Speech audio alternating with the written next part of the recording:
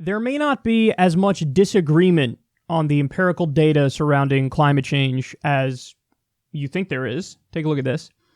The Trump administration predicted a 7-degree increase in global temperature by 2100. 7-degree increase in global temperature. This is a Trump administration prediction. So the Hill says the Trump administration predicted in a draft environmental impact statement last month that the planet will warm 7 degrees Fahrenheit by 2100, a development that scientists say could be catastrophic.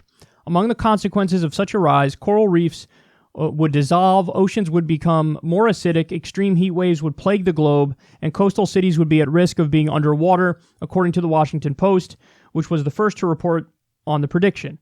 The prediction was contained well into a 500-page draft environmental impact statement. The draft statement was written to defend President Trump's decision to freeze federal fuel efficiency standards for light trucks and cars built after 2020. It largely declared that the planet's ultimate fate was already determined and that little could be done about it.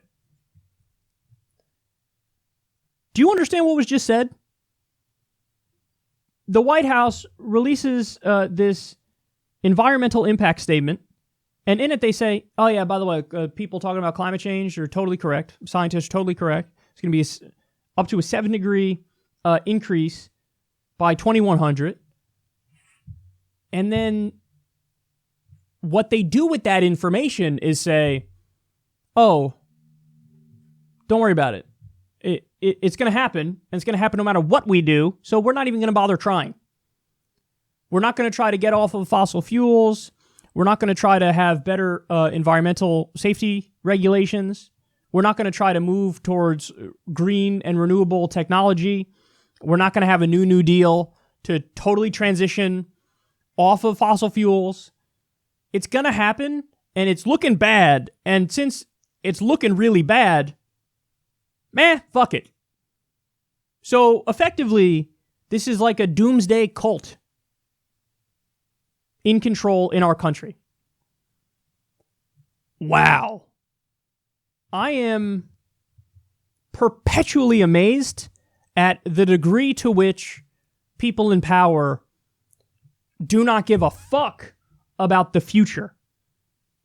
Because think about your great-grandchildren. Oh, the world that they inherit. Oh. And the thing that's most maddening is that we have the ability to get off fossil fuels. We have the ability. We're just not doing it. And we're not doing it because big oil has a stranglehold on our government and on many world governments because our economy is so, entrenched with those interests, and they've bought many respective politicians the world over. So this is, one of the most important issues where you can see the impact of legalized bribery. We sit around as the climate moves towards total annihilation and destruction, where life for human beings will become impossible, and we're like, yeah, what are you going to do? Business as usual. It's the status quo. It is what it is. They used to deny climate change was happening. Now, apparently, they're like, yeah, it's happening, and whatevs. Can't do anything to fix it. Oh, my God. There was another article that just came out, and it verified one from about a year ago that we talked about on this show, maybe 2 years ago now. Apparently, the Middle East is going to become uninhabitable. Could be by 2100, because it's just going to be too hot for humans to live there. Think about that. You would think that if any issue would motivate the far right, the people in our government that are in control now, you would think that if any issue would motivate them to maybe try to address this, it would be that there's going to be a refugee crisis the likes of which the world has never seen yet, when the entire Middle East has to empty.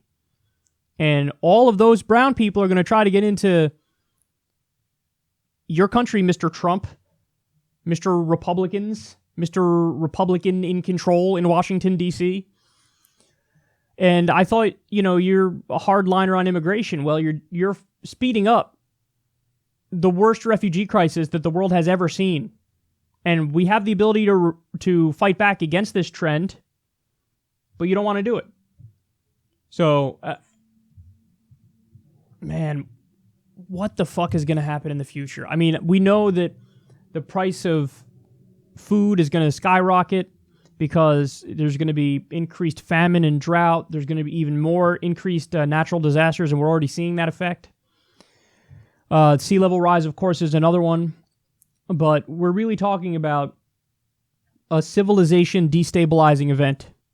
And the response of this government is to shrug. Go, what are you going to do? It's already going to be so bad that, what are you going to do? So look at the transition.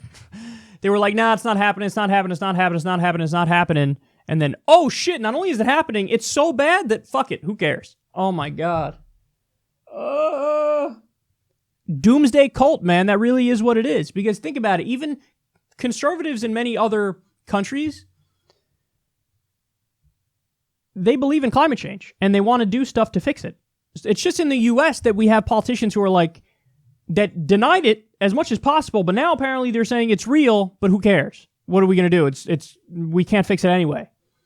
This is the only country where that's the reaction. And we're the most powerful country on earth. Think of even the rejection of the Paris Climate Agreement. Think about that. The Paris Climate Agreement was just a milquetoast, tiny step in the right direction, and the Trump administration ripped it up. And the rest of the world was like, what the fuck? There were two other countries, I think Nicaragua was one, and then one other, maybe Ecuador, I don't remember, who said, oh, we're not going to sign on to the Paris Climate Agreement. You know what their reasoning was? We need to do better. This isn't enough. Now, eventually they were like, okay, I guess we'll sign on to it because we're not going to get any better than that because of the U.S. But we pulled out of it anyway.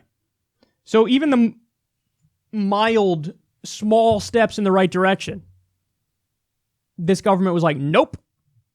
And now there's an admission. Sure, up to 7-degree increase, catastrophic, devastating, apocalyptic, but what are you going to do? That should scare absolutely everybody. And that alone should really kick you in the ass to go out and vote.